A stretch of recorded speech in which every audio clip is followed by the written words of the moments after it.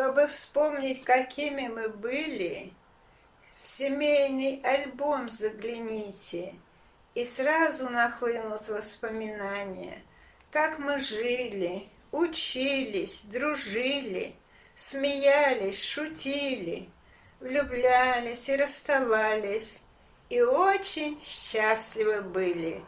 Но за эту жизнь нам неожиданно счет предъявили те, кого наша жизнь раздражала.